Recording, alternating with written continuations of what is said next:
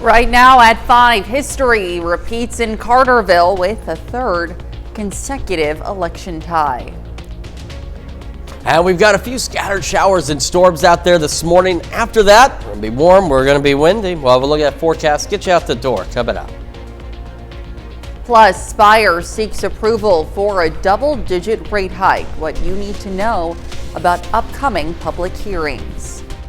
The 4 states' most watched news starts now. Well, good morning and welcome to the KOAM Morning News. It's 5 a.m. I'm Elise Snowy. Hi, Chris Warner. It's Thursday. It's now April the 17th, and we got a few showers and storms out there. Yes. Thankfully, we mentioned the severe threat was pretty low, and we haven't had anything severe in our area. In fact, when I got here, there were a couple of warnings just to the north of our area, but those have been allowed to expire because it's really not been that big of a deal with these thunderstorms for us, which is, it's definitely good news, but we do have a few of them out there. Our bigger concerns are going to be coming tomorrow night in the Saturday morning still. We'll go over that here in just a minute, but let's start first with that look outside downtown Pittsburgh. Skies are clear. Just because of the position of the camera on the building, it's a little hard to turn it back to the north. We're seeing some lightning out there from these storms, and of course the lightning can be dangerous, but again, no severe weather in our immediate area. MoDOT camera 20th and range line looks good. So here's the Skywatch storm tracker, and you can see where we've got these showers and a few thunderstorms out there stretching up into parts of Lynn County and then parts of Bourbon, Crawford counties out there just outside of Vernon County on the Missouri side. And you can see three lightning strikes out there with this activity. A few more up here in Lynn County with this activity. The stronger storms, though, have been limited up here, and you can see still some impressive thunderstorm activity. Now, they do have what they call special weather statements or significant weather advisories for that activity because it is on the strong side, but it's just below severe limits. Now, watch this activity, though.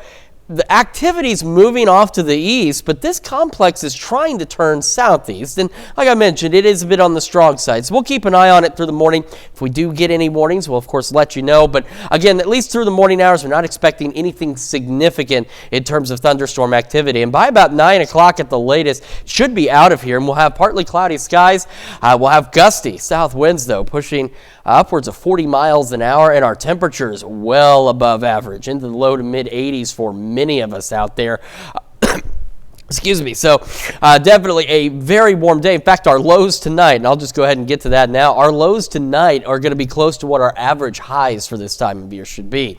So this low threat that we have that's listed for today is for those thunderstorms this morning. We talked about this yesterday too. They'll skirt the northern part of our area. We still have that elevated risk for Friday night into Saturday, but you can see it's been backed up. Now it's most of the area is in the elevated risk, and that does continue into our Saturday in the southeastern half of our area, a low to elevated risk. And again, we'll break all of this down in detail for you in just a few more minutes. This morning, though, quite mild, 63 in Joplin, 65 in Pittsburgh. We're about 20 degrees warmer now than where we started yesterday. Temperatures, we've got some upper 50s. Monette, Cassville, otherwise low, mid, and even upper 60s in some instances, so a very warm start to the day. And again, for some of us, a few scattered showers and storms, kids getting on the bus, so do keep that in mind. Low 60s, south winds gusting to 25. Kids come home, we're looking at partly cloudy skies, low 80s. Those south winds, as I mentioned, gusting upwards of 40, and our highs headed into low to mid 80s with those partly cloudy skies through the afternoon and evening. We'll start tomorrow dry, we'll start tomorrow warm, and then we've got those thunderstorms that we need to keep an eye on. We'll talk about that, plus the Easter weekend forecast here in just a few more minutes. Elise? All right, Chris, thanks. Well, a court in southeast Kansas sentences a woman for her role in a 2023 murder. Yesterday, a court sentenced Kimberly Thomas Nibbarger to 117 months in prison for conspiracy to commit first-degree murder. Nibbarger took a plea deal for 10 years for conspiracy to commit first-degree murder and obstruction. The court also sentenced her to 8 months for obstruction. The sentences will run consecutively. Yesterday's sentencing stems from an incident which took place back in 2023. Authorities discovered the abandoned car and body of 23-year-old Dakota Patton in a field in rural Labette County in May of that year. They say Patton died from a gunshot wound. And according to court documents, Clint Nibbarger was the last known person to see Patton alive, arguing with him at a gas station over a woman. And while Patton was missing, Nibbarger and Kimberly Thomas got married. They then traveled to Missouri for their honeymoon. Now, originally, prosecutors had charged Kimberly and husband Clint Nimbarger with a first-degree murder of Patton and conspiracy to commit murder.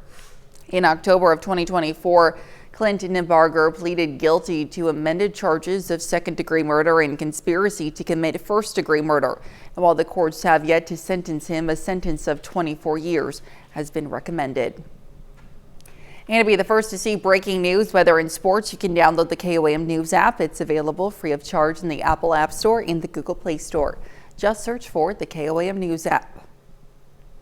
Well, Spire customers may soon see an increase to their gas bills. The utility company plans to ask the Public Service Commission in Missouri to approve a roughly 15% rate increase, which Spire says would equal about $14 per month. The increase would begin in the fall of this year.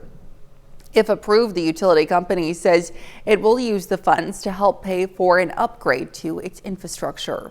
Serve 1.2 million customers across the state of Missouri. And really these infrastructure upgrades are to ensure that we're able to provide safe and reliable natural gas service to our customers.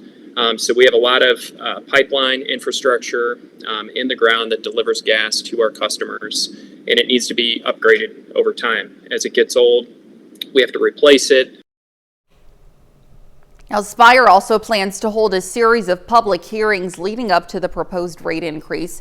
The city of Joplin plans to hold one of the hearings on June 5th at MSSU's Corley Auditorium at 6 p.m.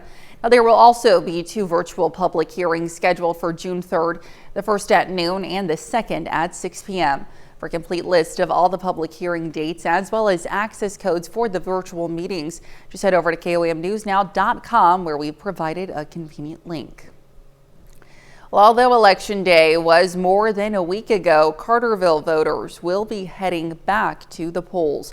Now, that's because there's a tied race for a city council seat, and it's not the first time it's happened for Carterville. KOAM's Samantha Walker has more on what voters need to know. For Carterville residents, this is the third year in a row there's been a tie for a city council race. And now it's the third time in a row they have to hold a special election. Congratulations to everybody that won, and thank you for wanting to serve. At their first meeting since the April 8th election, Carterville officials accepted the official election numbers.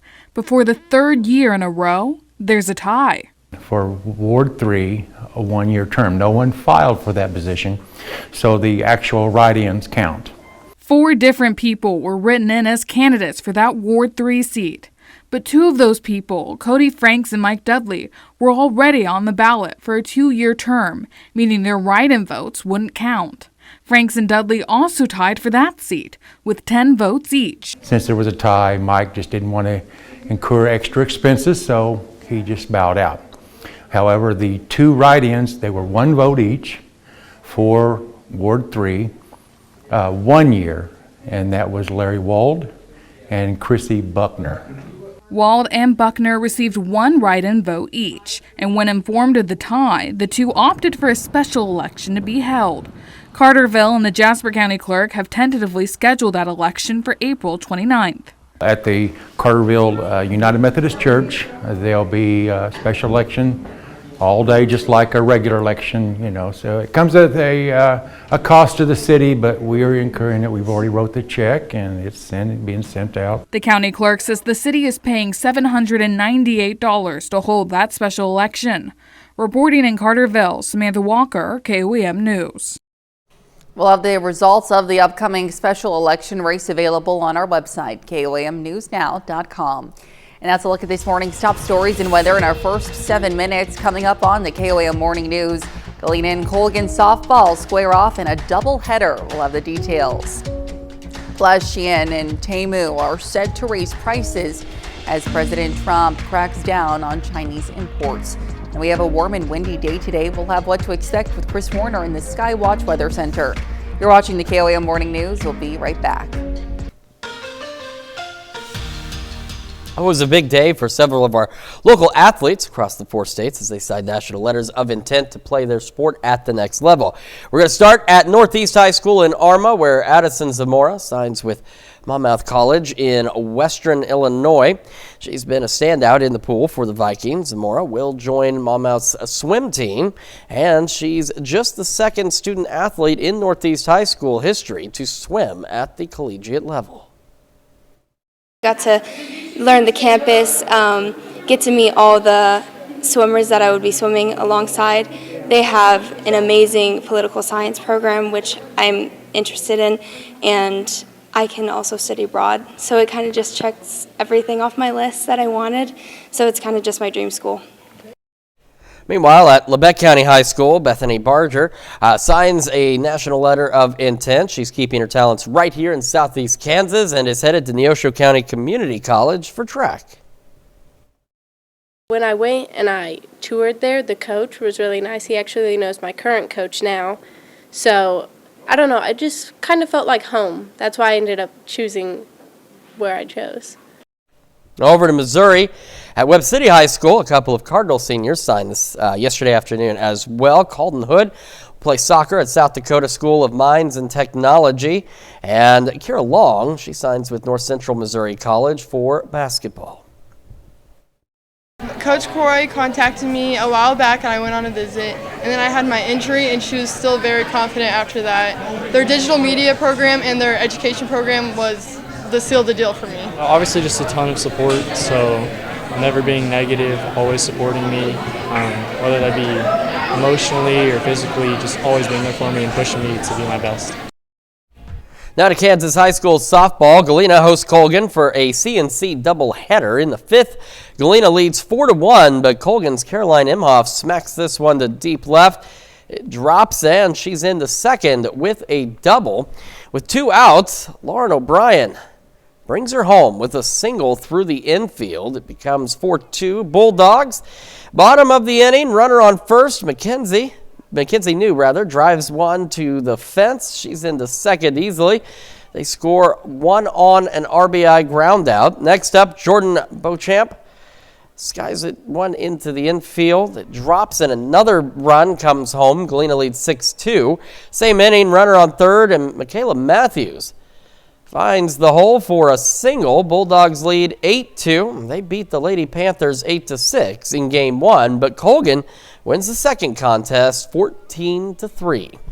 Last night marked our first edition of Diamond Deep Dive here on KOAM. Every Wednesday night during the baseball season, our very own sports director John Dales will give you the latest on the Royals and Cardinals, who play several games on our airwaves this year. We're going to start with the Redbirds, who take care of the Astros 4-1 at home yesterday afternoon. Now this win gives St. Louis the series victory over Houston, and that makes it 3 series in a row that the Cardinals have won. Lars Nootbaar has the highlight of the game with a 3-run homer, and Thomas Sajasi continues his hot start at the plate, had 2 hits including an RBI double. It's obviously very early in the year, but the NL Central is tight at the top right now. Cards are in 4th place at 9-9, but only a game and a half behind the first place Cubs. Meanwhile, last night the Royals are on the receiving end of a series sweep. They fall to the Yankees 4-3, which makes it 5 losses in the last 6 times out for KC. And as we take a look at the standings in the American League Central, the Royals are in 3rd place at 8-11, 2.5 games behind the Tigers, who are in 1st. Well, still to come, the CDC warns that budget cuts are making it harder to fight the measles outbreak. Plus, we got some thunderstorms we got to work through this morning, and then a very warm and windy day, the latest when we come back.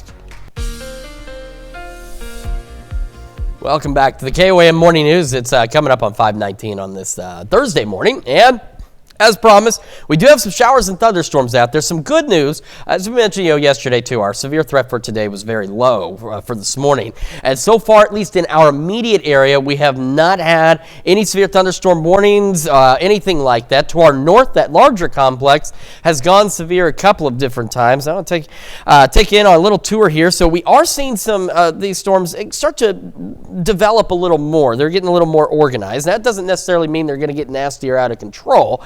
but we're starting to see a bit more heavy rain out there. So we've got just to the west of Pawnee, they are near Kansas 39, a couple of lightning strikes, some heavy rain that's now to the southwest of Fort Scott. We've got some new development that's taking place around Chautauqua and parts of Lebec County and then into northern Craig County. You can see we've got a lightning strike that's a bit away from the main core. Even on radar, it doesn't look too terribly impressive, but we are getting some lightning with these storms. And then up to the north, this is what we are watching, because this complex, you can see it's very impressive. It's been severe off and on through the early morning hours, and it is not presently severe, but that could potentially change. And the other thing is, while all of this activity is moving east, this complex, if you watch, see how it's starting to take a dive to the southeast? Like it hits I-70 and is beginning to dive southeast. And it is an intense complex, and there's a lot of lightning with this. So we really want to keep an eye on it. If it does manage to hold together, dive a little further south and east, it could get a little stronger here. So we'll keep a close eye on that. After that, it'll say be 8, 9 o'clock. We should be done with the storms from this morning. We're going to be partly cloudy heading into the afternoon. We're going to be very warm. We're going to be very windy as well. We got temperatures going up into the 80s by this evening, and we are also looking at south winds gusting upwards of about 40 miles an hour. Now overnight, look at these lows. In some cases, they're actually still going to be warmer than what our average highs are for this time of year. So a very warm start for our Friday. Still breezy tonight, still breezy tomorrow. And this is what we have to watch. We talked about this yesterday. Any prefrontal storm development, anything that develops ahead of the front, we want to watch closely. It's not to say it will escalate, but it will have the at least environment available to it to become strong, possibly severe, as early as noon tomorrow. And we'll be dealing with those little storms. Then, the one guarantee we have is that cold front itself, later in the night, between 9 and 10, here's the boundary, starts pushing in, and we get thunderstorms developing along that line, and they'll continue overnight from Friday into Saturday morning, and that's going to be really, at this point, our greatest window for strong to severe thunderstorms. Then as we just go through our Saturday, it's going to be scattered showers and storms throughout the entire day, and some of those could still potentially be strong, possibly severe, as we go through the day Saturday and into early Sunday. So again, this low risk is associated with the activity to our north right now, and then tomorrow we have that elevated risk, which has been backed up a bit, encompasses more of the area, if not almost all of it, and we have a low to elevated risk as we head into Saturday. So for tomorrow, all hazards are possible. We have a low tornado threat across the entire region, but the greatest concerns right now are going to be with hail and wind gusts out there as well. So it's something we want to certainly keep an eye on. Starting in the low 60s out there, and then into the near mid 70s by 11 o'clock this morning. Again, a few storms maybe lingering as we go through 8, 9 o'clock. After that, low 80s today, upper 70s, low 80s on our Friday. A little cooler into the Easter holiday. Make sure you're keeping an eye on things on Easter itself, especially if you have any plans roughly before noon on Easter. We could still be dealing with some scattered showers and storms. Get a little break in the activity by Monday, and then the unsettled weather returns as we head into Tuesday. Let's check your forecast. We're back with Health Watch right after this. Well, topping Health Watch this morning, a CDC scientist is raising alarm bells on funding to fight the measles outbreak. Now, senior scientist David Sugarman says the Centers for Disease Control and Prevention is facing hurdles after pandemic funding was pulled back. Now, last month, the Department of Health and Human Services cut more than $11 billion in funds meant to help fight COVID. But states and local officials were using that money to help control other infectious diseases as well. Now, this is the second worst measles outbreak in the U.S. in decades, with more than 700 cases reported in 25 states. 561 of them are in Texas and 63 are in New Mexico. Well, an estimated 39 million people in the U.S. get migraines, according to the American Migraine Foundation. Now, it's a neurological disease with no cure, and while there are several treatment options, they don't work for everyone. Amanda Gaither has a look at new technology being studied that may help migraine sufferers find relief in the future. It's a disabling disease that can significantly impact a person's life. Some migraine sufferers may find relief in medications or lifestyle changes, but not all of them. there's still a number of individuals that get inadequate relief. Cleveland Clinic neurologist Dr. Mary Ann Mays is medical advisor to My Helper, a company that's designed an investigational drug-free device not currently FDA approved. She's lead author of a study researching the device that was presented last week at the American Academy of Neurology annual meeting. The technology uses dry or dehumidified room temperature air to cool the nasal passage, which Mays says helps stop the activation of the part of the brain that's turned on during a migraine. 128 adult study participants who reported having multiple migraine attacks used the self-administered device at home to treat a single attack. 44 others used a sham device. 47% of individuals in the study reported complete pain freedom at 2 hours compared to only 16% in the sham group. So that was quite clinically significant and exciting to see. Mays says of those studied who were pain-free after 2 hours, 41% remained that way for 24 hours and didn't need additional rescue medications. Our hope is that the study will be concluded by November 2025, that we'll have some of the data, and that the company can submit for approval of the device in 2026. For Health Minute, I'm Mandy Gaither. Now, May says none of the study participants stopped the treatment due to discomfort. Now, she says side effects included running nose and some nasal irritation. That's a look at some of today's top health stories. You're watching the KOM Morning News. And we're watching showers and thunderstorms pushing into the area. New severe thunderstorm warning just outside of our area. It says that storm up there is moving east at about 45 miles an hour. No warnings in our immediate area, but of course we'll keep an eye on this group of storms as it continues to push through the area. And we'll be back with another look at your forecast right after this. Right now at 5:30, the city of Joplin launches an effort to improve recycling. Thunderstorms rolling through the area, some of those still strong to severe. We'll go over the forecast to get you out the door coming up.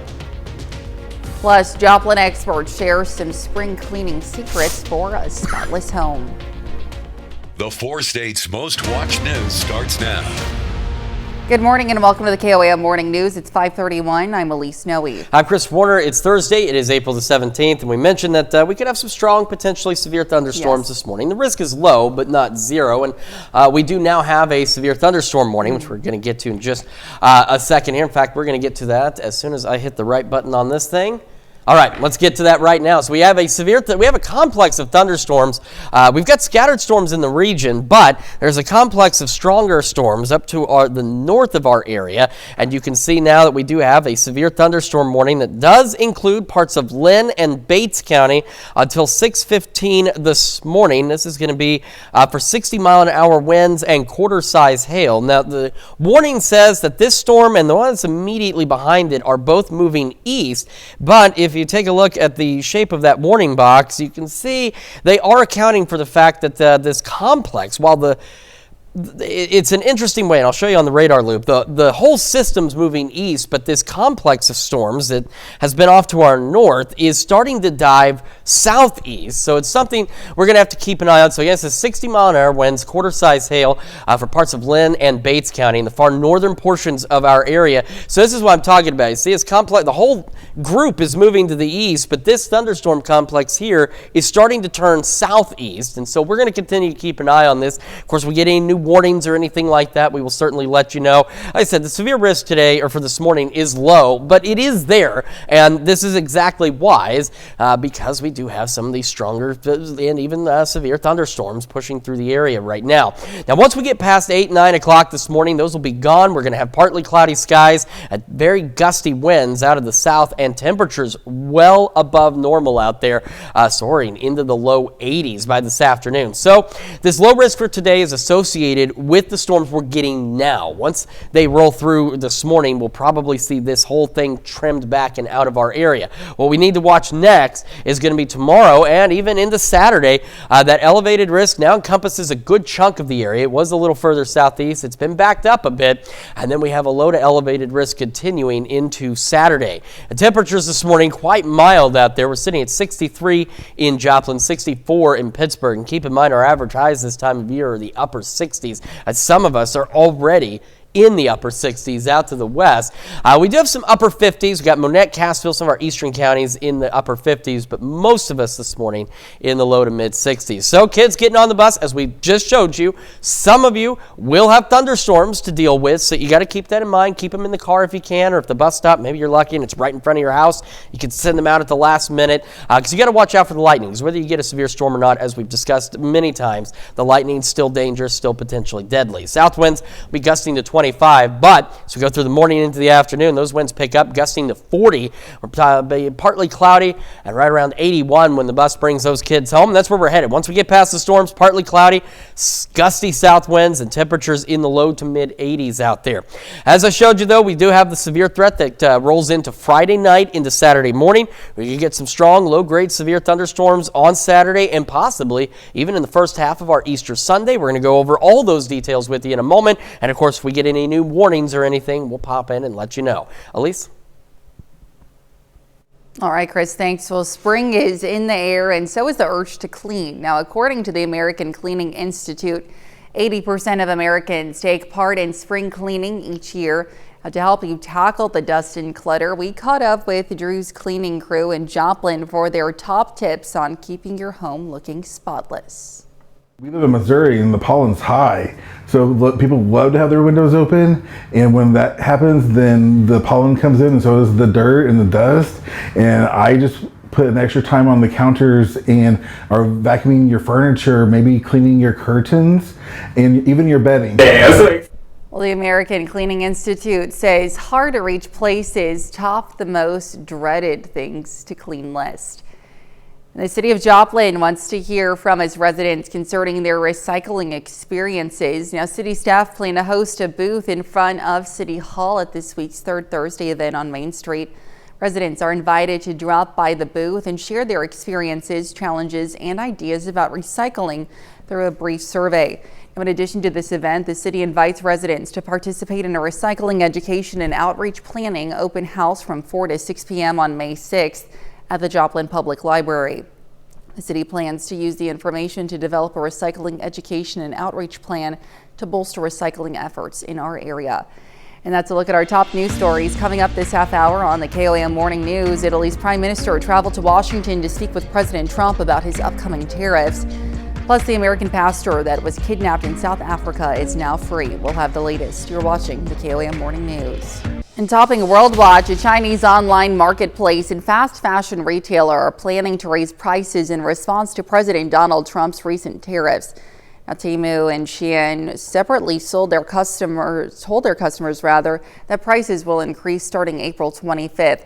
The retailer cited global trade rules, tariffs, and higher operating expenses as the reasons for the increase. Now, this comes after President Donald Trump signed an executive order that will not allow packages under $800 from China or Hong Kong to enter the U.S.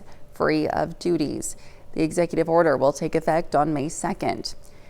Well, Italian Prime Minister Giorgia Meloni arriving in Washington Wednesday ahead of a high-stakes meeting with President Trump. Meloni's meeting Thursday to be the first for a European leader to have a face-to-face with the president since Trump announced then suspended tariffs on 20% of European exports. And Meloni is traveling in her role as Italy's leader, but has been in close contact with the EU's Commission president ahead of the trip. Now, the 27-nation European Union relies on the United States as its important trading partner. The Italian Prime Minister is expected to convey their trade concerns during her meeting with the president. A Tennessee pastor kidnapped by masked assailants in South Africa is now free. Josh Sullivan was unhurt during a shootout between his abductors and police. Jonathan Seri has the details. A high-intensity shootout is how police describe the events outside this South Africa home where they came to rescue an abducted American pastor. Investigators say they received tips the kidnappers were using the residence as a safe house, and when officers arrived, suspects opened fire from a car. The team tactically responded and managed to neutralize the suspects, and the 3 of those suspects were fatally wounded. The victim was recovered inside the vehicle and medically checked and was unharmed. Josh Sullivan was kidnapped from a prayer meeting last Thursday night at his church in Eastern Cape Province. He was in the middle of a sermon, and somebody came in, and then others followed him, and they asked for him by name, and then and long story short, they took him at gunpoint. Tennessee pastor Tom Hatley trained Sullivan, who moved to South Africa with his wife and kids in 2018 to establish churches there. Hatley says the couple had been robbed on previous occasions. It's a dangerous place, and they were aware of that, but they love the coastal people. And again, they wanted to get the gospel to them. Throughout the ordeal, family members say they found comfort in their faith. With Good Friday approaching, Sullivan's father-in-law remembered Jesus' prayer for his attackers during the crucifixion. He said, "Forgive them, for they know not what they do." And we have to forgive the people that kidnapped our son-in-law, because they don't know either. The pastor's home church in Maryville, Tennessee, posted a statement on social media thanking the public for their support and urging, please do not stop praying for the Sullivans. And that's a look at some of your biggest headlines from around the world. We'll be right back. Welcome back to the KOAM Morning News. It's 5:44 now on this Thursday morning. We do have some strong to severe thunderstorms rolling into the area, and that's where we're going to start. Our far northern counties up here, we have now a total of 3 severe thunderstorm warnings, and the one that's back here will probably be allowed to drop off. In fact, it expires in a minute because it was for this storm. And there's a new one, though, that now includes this storm back by Ottawa that will be in effect out there until, let's find out for you for sure, 6:15, and then the one impacting our immediate area is this bigger one that's out in front here that runs until 6:15 this morning. These storms, again, initially moving east at about 45, but National Weather Service in Topeka has now clocked that storm back behind around the Ottawa area, moving southeast, which, again, has kind of been the trend with this complex. The whole bulk of this activity is moving east, but this complex has been trying to turn southeast out there, so we can give you a rough storm track on this, and I want to emphasize it's definitely going to be a rough storm track because they could decide to turn again. But if we take this line leading edge and we push it off to the southeast here, it's going to roll it into Rich Hill by 6:13, Appleton City by 6:30, and El Dorado Springs by 6:44, Stockton by 7:06 with that particular complex. So we'll want to continue to monitor that as it pushes off to the southeast. We also had some showers, even some rumbles of thunder outside of that. We have this activity now just to the south and east of Fort Scott, riding the 69 corridor down toward Pittsburgh, and then we got a little shower north of Columbus, one that's to the west of Chautauqua, and some light rain into northeastern Oklahoma, stretching toward Baxter Springs and Galena and the southwest side of Joplin. None of this is severe. We have had some lightning with it, but as you can see right now, not picking up any lightning with this activity. And again, a reminder that even if the storm isn't severe in your area, if there's lightning, the lightning is still dangerous, still deadly. So watch this complex. See, the whole thing here is moving east, but the thunderstorms here are trying to turn southeast, so that's why we want to just keep a close eye on it. Again, not expecting anything significant. Hail has been the greatest concern with these storms. In fact, the one that's back behind by Ottawa, we're talking $half size hail has been reported with this. That's what prompted that warning, but hail still isn't fun to deal with either, so we'll continue to track these storms, monitor them through the morning as we get, if we get any additional warnings or new information on them, we will certainly let you know. Once we get past about 9 a.m., though, those thunderstorms are gone. The rest of our day, very warm, very windy, with those south winds gusting upwards of 40 and temperatures heading into the low 80s for many of us, which means a very mild night tonight. Our lows tonight will be at or even slightly above what our average highs are for this time of year. Then we go into Friday. Friday, we've got to watch very closely because, as we discussed yesterday, if we get any prefrontal storms, anything ahead of the cold front that's going to bring us more storm chances Friday night into Saturday morning, those could potentially become strong to severe on their own. So it's something we do want to watch, and they could start as early as noon. That's not a guarantee they will become severe, but they'll have that possibility. It won't be, though, until late night, between about 9 and 10, that front starts to push into the area, and we'll get additional showers and thunderstorms along that boundary that will continue overnight into Saturday, and we'll have scattered storms throughout the day on our Saturday, and they'll continue into Saturday night and into early Sunday morning. And some of these through Saturday could still potentially be, and you see they look a little more impressive Sunday at 1 o'clock in the morning. They could be strong, potentially severe as well. So again, this low risk today is associated with what's happening right now. Then tomorrow, this elevated risk encompasses most of the area now. It's been expanded. And then Saturday, we have that low to elevated threat out there as well. So we want to keep a very close eye on this. We could also, again, see some strong low-grade severe thunderstorms on Sunday. So through the weekend and into the holiday weekend, if you've got plans, you might make sure you've got the KOM Skywatch weather app. Of course, it's free. It's very handy. Just make sure you're monitoring things, especially Easter Sunday. If you've got any outdoor plans, anything like that, you want to keep a close eye on that. Plus, if you're heading out for the weekend, something else to keep in mind, we're expecting torrential amounts of rain from Friday night through Sunday afternoon. And flooding is also a concern we've got to watch out there as well. As we go into next week, Monday we get a little pause, but then the unsettled weather returns by Tuesday with more thunderstorm chances. Let's check your forecast. We'll be back with more of the KOAM Morning News right after this. For your TV, movie, and music news now, David Daniel has it all in today's Hollywood Minutes. These are people that have changed moments in time. Lindsay Lohan has her first TV series leading role. She's set to executive produce and star in Count My Lies, based on the novel by Sophie Stava about a wealthy household brimming with secrets. The show is in development at Hulu. Everybody seems to think we hate each other. I suppose sometimes I do hate you. Sporadic hatred. Here's your first look at Benedict Cumberbatch and Olivia Colman going at each other in The Roses, a reimagining of the 1989 Michael Douglas, Kathleen Turner movie, The War of the Roses. The fireworks begin when The Roses opens in theaters August 29th. Selena Gomez is the Billboard Latin Women in Music 2025 Woman of the Year. The award goes to a female artist for exceptional success, leadership, and cultural influence. She'll be honored on the Billboard Latin Women in Music special, airing April 24th on Telemundo. In Hollywood, I'm David Daniel. With only seconds to spare and a train heading right for a stranded driver, one man's decisive action helped avoid a catastrophe. Patrick Cornell shares that remarkable story in today's Take a Look at This. Keep a close eye on these two people, a man and a woman scrambling away from a car seconds before a train smashes it to smithereens. A photo shows the damage from that collision. Brennan Dune Taylor says he was headed to see a friend when he saw the car stalled on the tracks in Springville, Utah, and a woman sitting inside. Just thought maybe I could help her off the tracks, maybe we can get her car off, and then the train came. As the crossing lit up, Taylor alerted the driver to the imminent danger and got the woman away from her car and the train 8 seconds before impact, saving the day. I'm glad she's fine. I'm glad I'm fine. You know, it all worked out great. Nobody got hurt. Here's another close call, a burning car horrifyingly close to a gas pump in Georgia.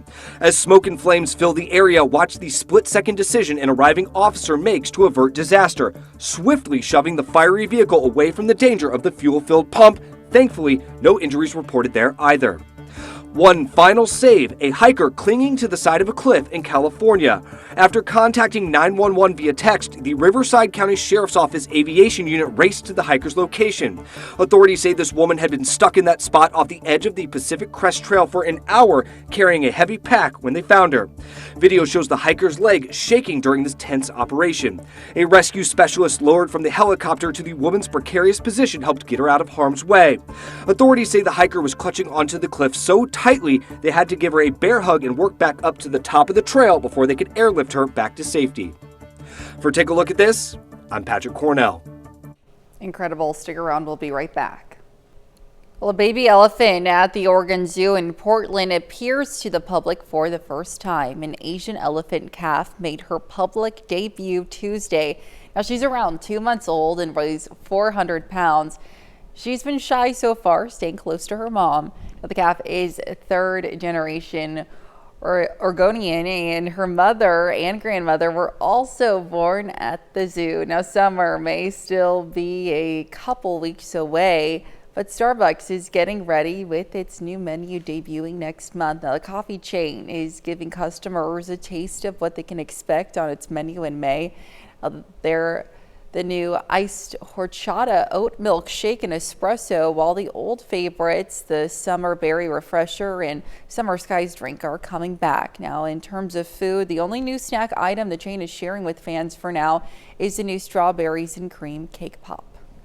All right, we still have some scattered thunderstorms across the area, including severe thunderstorms rolling into the northern part of our viewing area. The severe thunderstorm warnings until 6:15. The leading one there encompasses Lynn and western Bates County. We're also monitoring the storm back behind it, which at last check was producing upwards of ping pong ball size hail. And hail is going to be the greater concern with these thunderstorms as they continue to push off to the east and southeast. So we'll continue to monitor them through the morning. Of course, we get any new warnings, we will certainly keep you updated. Outside of that, once we hit about 9 o'clock or so, we are done with the storms. Warm, breezy, south winds gusting to 40, low to mid 80s. And then we're watching afternoon and overnight thunderstorms Friday into Saturday. Some of those could be strong to severe as well, with the possibility of some strong and even low-grade severe storms through Easter Sunday. So a lot to keep an eye on. We'll be back with more of the KOAM Morning News right after this.